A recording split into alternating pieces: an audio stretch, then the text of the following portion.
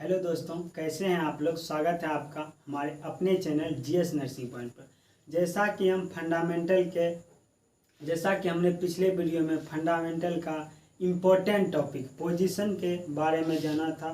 Position को हमने समाप्त किया। अब हम नेक्स्ट टॉपिक बेड शोर के बारे में जानेंगे। बेड शोर क्या होता है और यह क्यों होता है या किसके कारण होता है, इसका रिस्क फैक्टर क्या है, इसके बारे में हम जानेंगे। यहाँ पे जो है बेड शोर को जो हम आल्सो नॉन एज प्रॉपर शोर भी कहते हैं। बेड शोर को दूसरे नाम से हम प्रेशर शोर भी कहते हैं। इसके अलावा बेड शोर को हम प्रेशर अल्सर भी कहते हैं। इसके अलावा बेड शोर को हम प्रेशर अल्सर भी कहते हैं। इसके अलावा भी हम जो है बेड शोर को डेकोबाइटस अल्सर भी कहते हैं। इसके अलावा भी बेड शोर को हम डेकोबाइटस अल्सर भी कहते हैं। यहाँ पे हमने देखा बेड शोर मीन्स ही होता है घाव। बेड मीन्स बेड पर जो बार रहने पर जो घाव होता है, इसी को हम अगर नॉर्मल मीनिंग पूछा जाए बेड शोर मीन्स होता है घाव। प्रेशर मीन्स आप जानते कहते प्रेशर अप्लाई होना। इसके बाद बेड शोर होता क्यों है, इसके बारे में हम जानेंगे। होता क्या है, जब हम बेड पर कंफर्ट पोजीशन में रहते हैं या कोई position, prone position, supine position, side line position में रहते हैं, कंफर्ट फील करते हैं, उस समय होता क्या है, जब हम लंबे समय से बेड पर सोए रहते हैं, लेटे रहते हैं, होता क्या, हमारे बॉडी का जो प्रोमिनेंस पार्ट उभरा हुआ, हमारे बॉडी का जो प्रोमिनेंस पार्ट है, जैसे नी हो गया, एल्बो हो गया, स्केपुला हो गया, ये सब जो पार्ट होता है, यहाँ पे जो है प्रेशर अप्लाई होता है। होता क्या है, जब इस पार्ट पर प्रेशर अप्लाई होता है तो वहाँ जो प्रेशर अप्लाई होता है तो वहाँ धीरे धीरे प्रेशर अप्लाई होने के कारण वहाँ जो है ब्लड सप्लाई डिक्रीज हो जाता है। ब्लड सप्लाई डिक्रीज हो जाता है तो आप जानते होंगे कि ब्लड जो है हमारे बॉडी में ऑक्सीजन का कैरी करता है। जब ब्लड सप्लाई डिक्रीज होता है ऑटोमेटिक है कि सेल को जितना अमाउंट में O2 चाहिए, ऑक्सीजन चाहिए, वो नहीं मिल पाता है ऑक्सीजन। तो होता क्या है, वहाँ का सेल और टिश्यू जो है डैमेज हो जाता है। सेल और टिश्यू डैमेज हो जाता है तो वहाँ पे जो है वुंड होने लगता है, जो ये बेड शोर कॉज करता है। बेड शोर का एग्जैक्टली मीनिंग पूछा जाए तो हम ये कह सकते हैं कि जब पेशेंट या पीपुल या इंडिविजुअल जो है प्रोलॉन्ग टाइम जो है एक ही पोजीशन में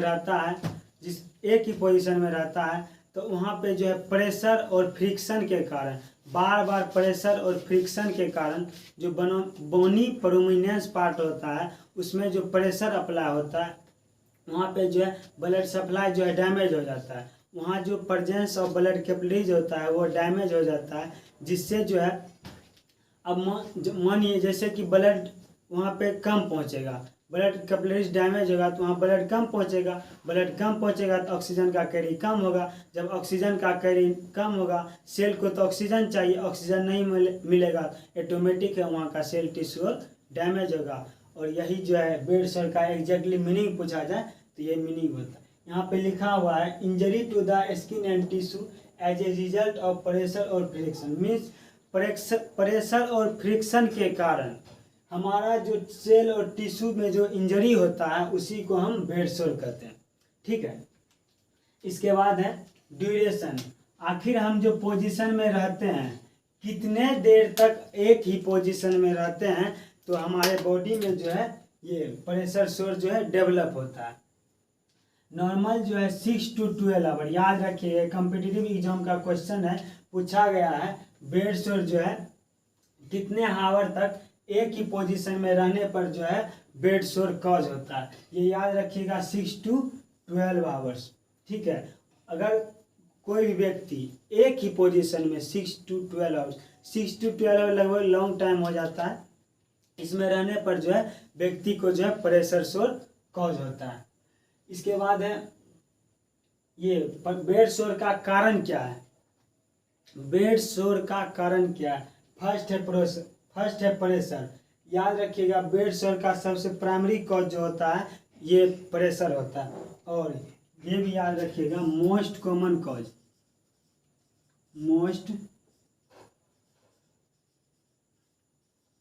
मोस्ट कॉमन फैक्टर या मोस्ट कॉमन कॉज आप बोल सकते हैं।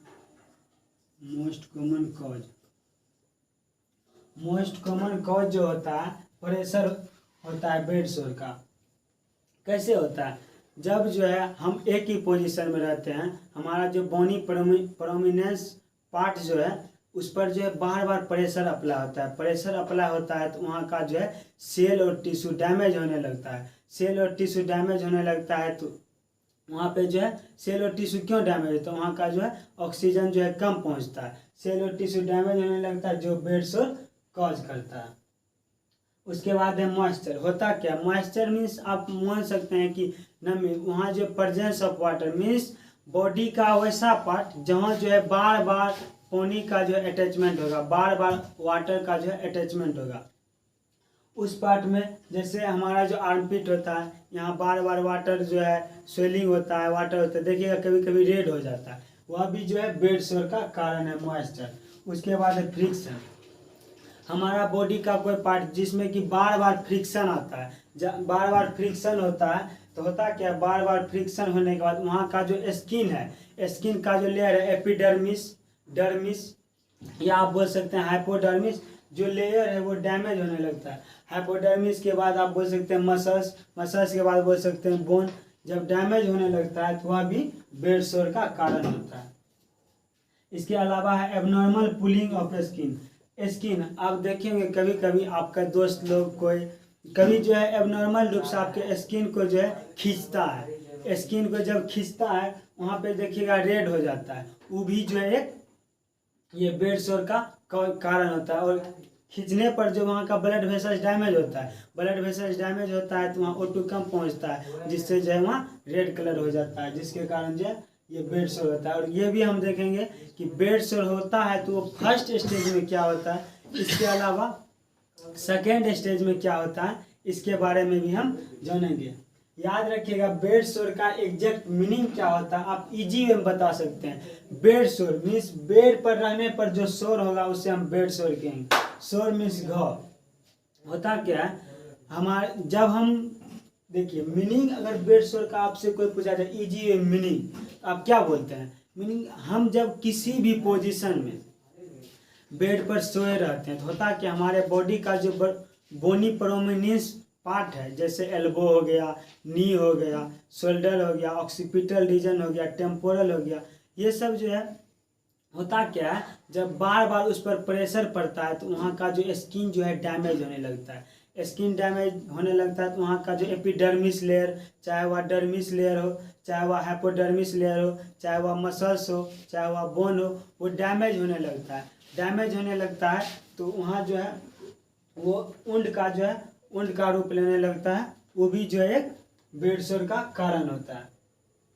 इसके अलावा हमने देखा कि ड्यूरेशन, अगर एक ही पोजीशन में 6 से 12 घंटा लगातार हम रहे तो उसमें भी बेड शोर कॉज होता है। इसके अलावा इसका कॉज क्या है याद रखिएगा, मोस्ट कॉमन कॉज,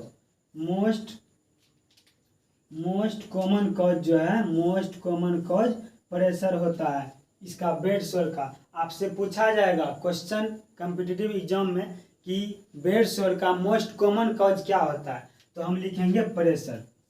इसके अलावा भी उसके अलावा भी बेड शोर का कॉज मॉइस्चर। मॉइस्चर मीन्स आप बॉडी का जो है कोई भी पार्ट जिसमें कि बार बार जो है वहाँ पे जो है वाटर का एक्युमुलेशन हो रहा है, मीन्स वाटर का जो है अटैचमेंट हो रहा है। आप समझिए नमी युक्त, जब बॉडी का जो कोई पार्ट नमी युक्त होता है, बार बार नमी युक्त हो जाता है तो वहाँ का होता क्या है, वहाँ का जो है लेयर जो है डैमेज होने लगता है। डैमेज होने लगता है तो ऑटोमेटिक है जब डैमेज होने लगेगा तो वहाँ का सेल डैमेज होगा, सेल डैमेज होगा तो ऑटोमेटिक है वह उंड का रूप लेगा। ठीक है। इसके अलावा फ्रिक्शन, ठीक है। इसके अलावा एबनॉर्मल पुलिंग ऑफ स्किन, ये था कॉज। अब रिस्क फैक्टर याद रखिएगा, कॉज होता है कि मीन्स बेड शोर का एग्जैक्ट मीनिंग, बेड शोर का जो है एग्जैक्ट कारण क्या होता है, एग्जैक्ट रीजन क्या होता है बेड शोर का, इस कॉज होता है। अगर रिस्क फैक्टर हो जाता है तो मीन्स व्यक्ति में ऐसा क्या क्या प्रॉब्लम है जो है जिसमें चांसेस ज़्यादा होगा बेड शोर होने का। ये दोनों के बीच कंफ्यूज मत होइएगा कि कॉज मीन्स बेड शोर का एग्जैक्ट रीजन क्या है, बेड सोर का एग्जैक्ट रीजन क्या है जो बेड सोर कॉज होता है, बेड सोर होने का कारण क्या है। और रिस्क फैक्टर मीन्स व्यक्ति में ऐसा क्या क्या प्रॉब्लम होगा जो जिसमें कि बेड सोर ज़्यादा होने का चांसेस होगा, ये होता है रिस्क फैक्टर। रिस्क फैक्टर में फर्स्ट है इम्पेयर सर्कुलेशन। जैसा कि हमने आपको बेड सोर के मीनिंग में बताया था कि ब्लड कैपिलरीज डैमेज होगा, क्या होगा, ब्लड कैपिलरीज डैमेज होगा, ऑटोमेटिक है वहाँ का सर्कुलेशन जो इम्पेयर्ड होगा उसमें जो अगर किसी भी डिजीज के कारण, किसी भी प्रॉब्लम के कारण, किसी भी सर्कुलेशन डिजीज के कारण अगर उस व्यक्ति का जो है सर्कुलेशन जो है एबनॉर्मल है मीन्स इम्पेयर्ड सर्कुलेशन है, तो वहाँ भी जो कॉज कर सकता है ये बेड सोर। उसमें जो है ज़्यादा चांसेस रहेगी कि बेड सोर होने का, जिस व्यक्ति को इम्पेयर्ड सर्कुलेशन। इसके बाद है ओडिमा। ओडिमा मीन्स इसका मीनिंग अगर आपसे पूछा जाए तो आप लिख सकते हैं accumulation of fluid into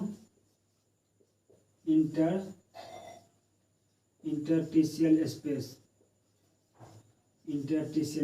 exact आपसे इम्पेयर सर्कुलेशन अगर आपसे ओडिमा का एग्जैक्ट मीनिंग पूछा जाए तो आप ये कह सकते हैं कि accumulation of fluid into interstitial space.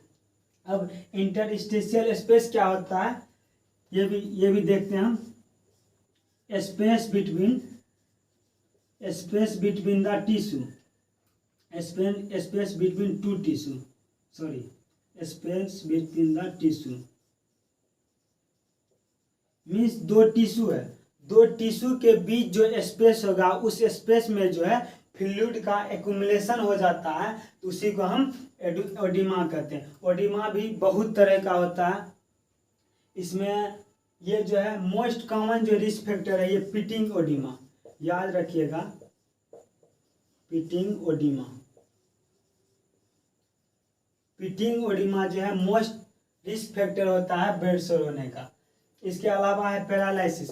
आप जानते होंगे पैरालिसिस में क्या होता है। पैरालिसिस में होता है कि हमारा जिस भाग में, बॉडी के जिस भाग में पैरालिसिस होता है उसका मूवमेंट बंद हो जाता है। आप जानिए अगर कोई व्यक्ति जो है मूवमेंट, अगर ये जैसे मान लीजिए लोअर एक्सट्रीमिटीज में हुआ तो ये मूवमेंट नहीं होता है, ऑटोमेटिक है। अगर मूवमेंट नहीं होगा तो व्यक्ति वही पोजीशन में ज़्यादा टाइम तक रहेगा, ज़्यादा टाइम तक रहेगा तो ऑटोमेटिक है एक पोजीशन में ज़्यादा टाइम रहेगा तो वहाँ जो है प्रेशर ज़्यादा पड़ेगा, तो वहाँ का स्किन जो है डैमेज होगा, स्किन डैमेज होगा तो वहाँ का एपिडर्मिस लेयर या डर्मिस लेयर डैमेज होगा। और डर्मिस लेयर में हमारा क्या प्रेजेंट होता है, blood supply.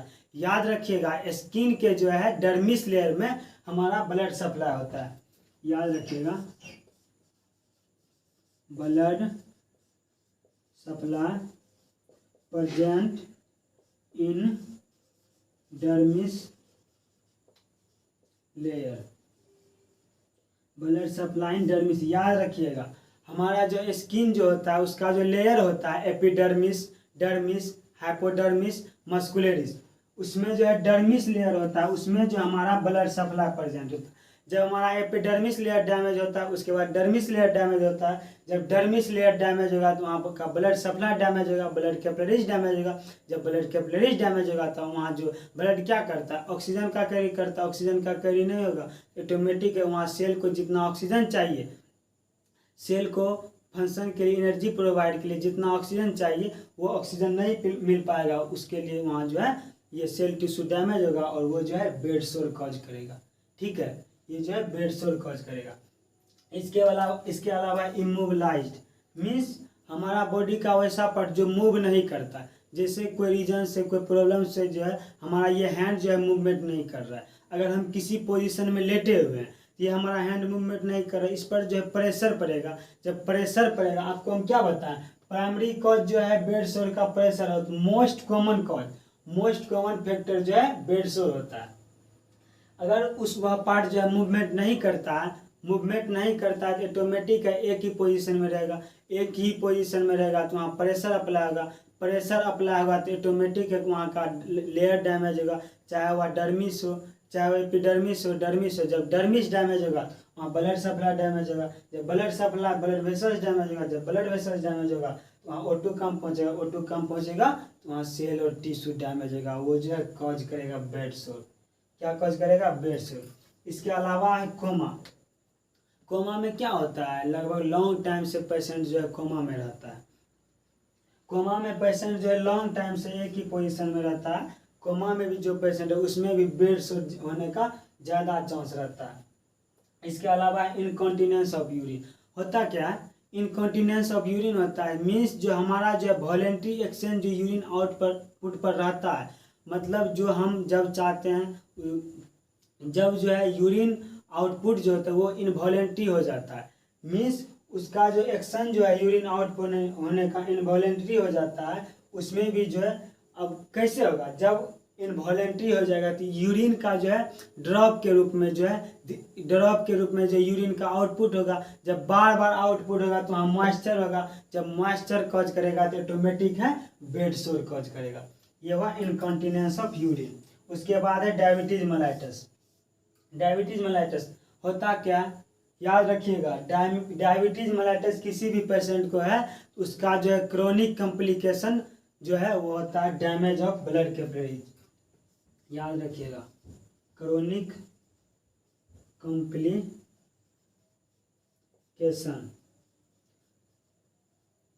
Of diabetes mellitus, damage of blood capillaries,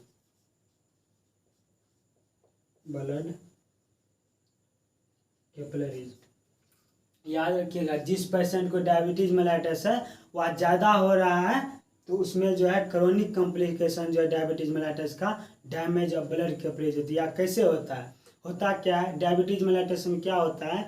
glucose का लेवल बॉडी में बढ़ता है। जब ग्लूकोज का लेवल बॉडी में बढ़ता है, वह जो ब्लड वेसल्स है उसका जो लाइनिंग होता है उस पर जो है फैट का एक्युमुलेशन होने लगता है।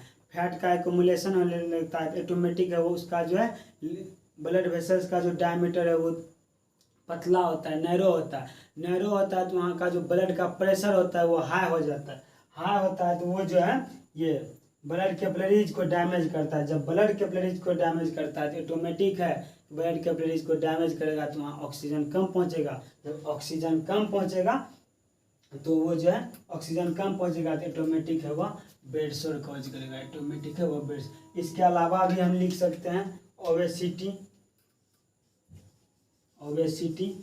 अगर व्यक्ति जो ज़्यादा मोटा है तो उसमें भी ज़्यादा चांसेस रहता है बेड सोर होने का। आई होप आपको जो ये अच्छे से समझ में आ गई होगी।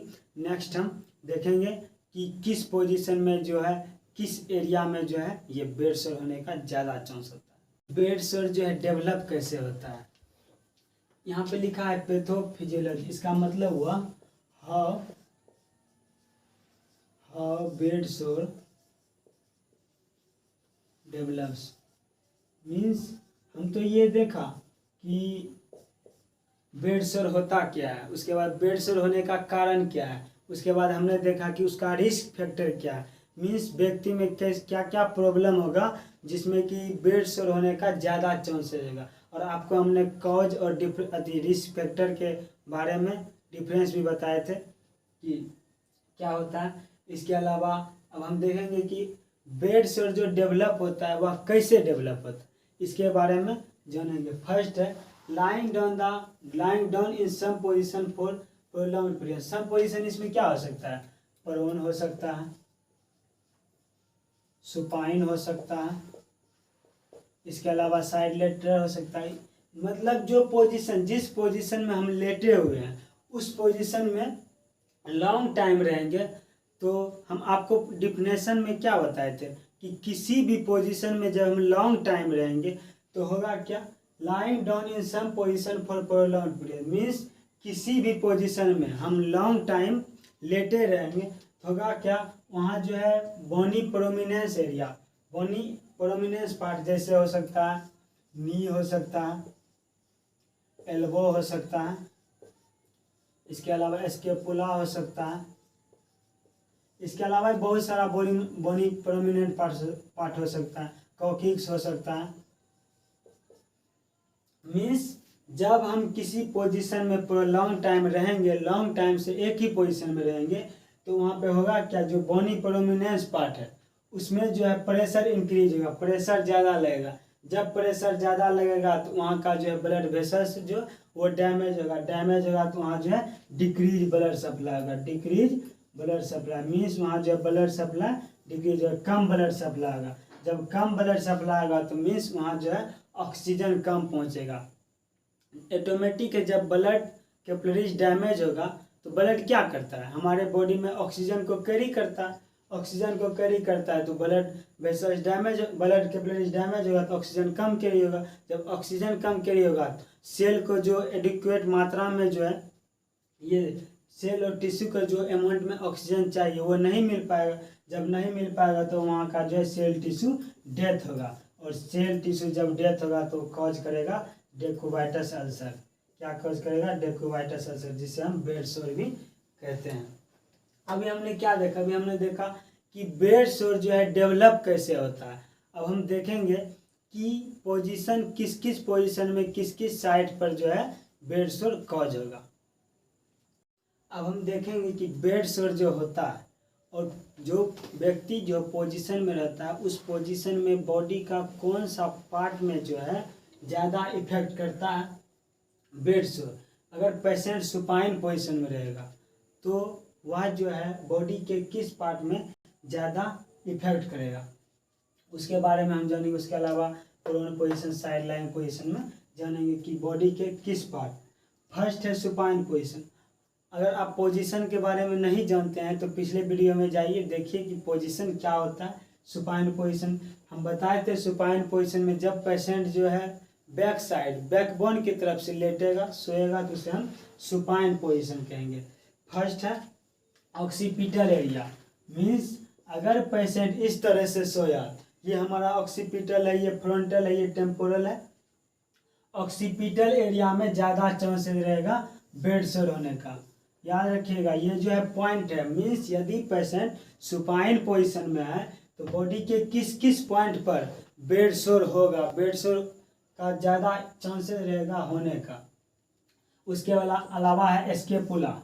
एस्केपुला मीन्स यदि ये हमारा एस्केपुला हुआ, ऐसे हम सोए हुए हैं तो ऑटोमेटिक इस पर प्रेशर पड़ेगा तो इसमें जो है चांसेस रहेगा बेड सोर होने का। इसके अलावा है सेक्रम, याद रखिएगा। ये जो है most common site, most common site of bed सोर। ये बहुत ही इम्पोर्टेंट है, बहुत ही इम्पोर्टेंट है। आप ये जो है नोट कर लीजिए, ये बार बार क्वेश्चन पूछा गया है कि सेक्रम जो है मोस्ट कॉमन साइट होता है बेड सोर होने का। मीन्स आपसे पूछा जाएगा बेड सोर जो होता है बॉडी में सबसे मोस्ट कॉमन साइट क्या होता है, तो उसमें हम लिखेंगे sacrum.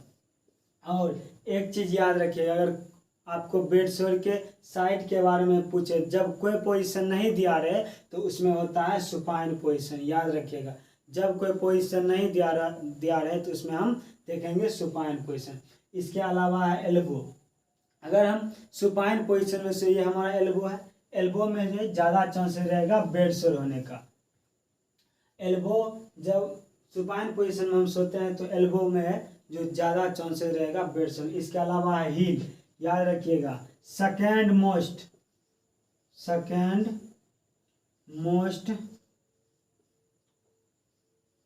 Common site of bed सोर। अगेन कॉम्पिटिटिव एग्जाम का क्वेश्चन है कि second most common site of bed सोर, तो उसमें हम लिखेंगे हील। मीन्स अगर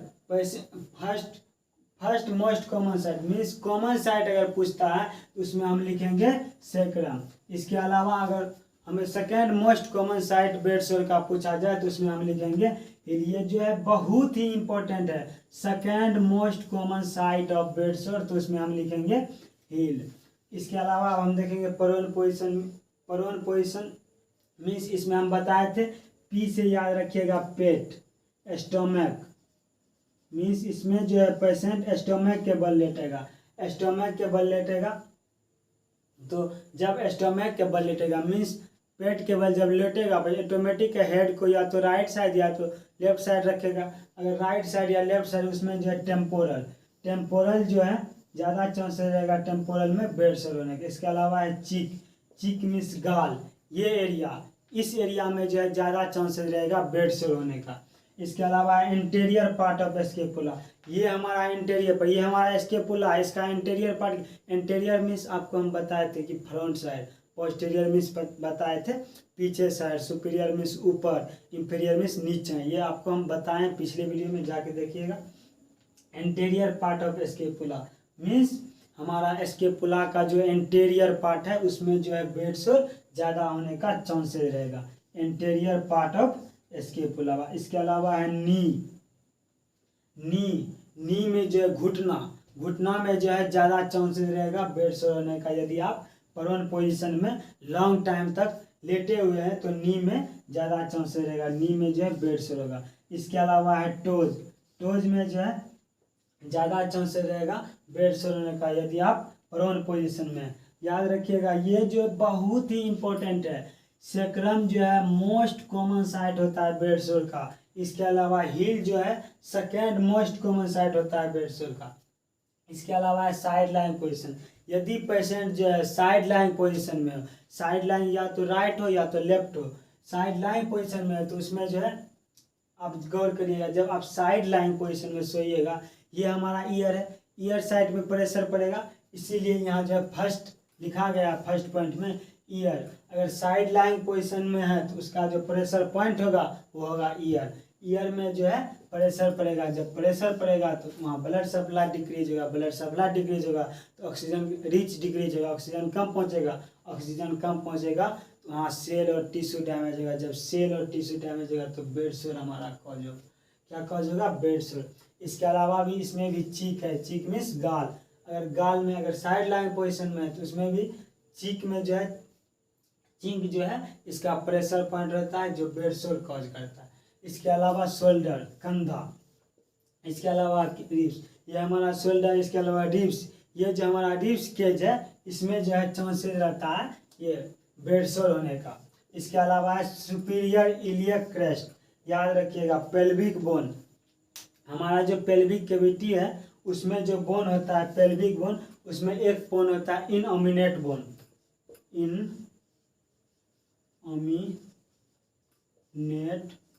बोन, इसका जो फर्स्ट पार्ट होता है वो होता है इलियम और सेकेंड पॉइंट जो होता है इस्चियम और थर्ड जो होता है वो होता है प्यूबिस। अगर ये हमारा अगर इनोमिनेट बोन है, इसका जो ऊपर वाला पार्ट होगा ये होगा हमारा ये इलियम, ये होगा इस्चियम, ये होगा प्यूबिस, ठीक है। ये जो है इलियम में जो है उसका जो इलियम का जो सुपीरियर पार्ट होगा, ये जो हम बनाए थे ये सुपीरियर पार्ट होगा, इसमें जो है ज़्यादा चांसेस रहेगा ये बेड सोर होने का, इसमें जो है ज़्यादा चांसेस रहेगा बेड सोर का। सुपीरियर इलियक क्रेस्ट, आपको हम बताए थे सुपीरियर का मीनिंग होता है ऊपर, सुपीरियर का मीनिंग होता है ऊपर, इलियक क्रेस्ट का ऊपर वाला जो पार्ट होगा उसमें जो है ज़्यादा चांसेस रहेगा बेड सोर होने का। ये आप अच्छे से नोट कर लीजिएगा कि most common site of bed सोर, तो उसमें हम सेक्रम लिखेंगे। ये कम्पिटिटिव एग्जाम का क्वेश्चन है, पूछा गया है, बहुत बार पूछा गया है कि most common site of bed sore, उसके बाद second most common site of bed sore heel, ठीक है। अभी तक ने हमने क्या देखा, बेड सोर का एग्जैक्ट मीनिंग क्या होता है उसके बारे में जाना, कॉजेज क्या होता है, रिस्क फैक्टर क्या होता है, दोनों में डिफरेंस क्या होता है इसके बारे में हमने जाना। इसके अलावा हमने जाना कि ये जो बेड सोर होता है इसका how to develop means bed sore जो है डेवलप कैसे होता है इसके बारे में जाना। इसके अलावा हम बेड सोर का साइट कहाँ है, अगर आप किसी भी पोजीशन में है तो उसका साइट क्या है बेड सोर होने का उसके बारे में जाना। और उसका हम उसमें एग्जाम का पर्पज से क्वेश्चन भी देखे थे, most common site of bed सोर, तो उसमें सेक्रम हम जाना था। उसके अलावा second most common site of bed सोर, उसमें हम हील जाना था, ठीक है। आज तक हमने यहीं तक देखा कि साइड्स ऑफ बेड सोर क्या होता है, उसके बाद supine position, prone position, side line position में हमारा जो है प्रेशर पॉइंट क्या होगा। मिलते हैं नेक्स्ट पोजीशन में। इसके ट्रीटमेंट के बारे में और ये इससे कैसे बचा जाएगा इसके बारे में हम जानेंगे। स्क्रीनशॉट आप ले लीजिएगा और नोट्स करते जाइएगा, और ये सब जो है क्वेश्चन VVI लगाते जाइए, जो कि बहुत ही इम्पोर्टेंट है। ठीक है, मिलते हैं नेक्स्ट वीडियो में। जय हिंद, थैंक यू।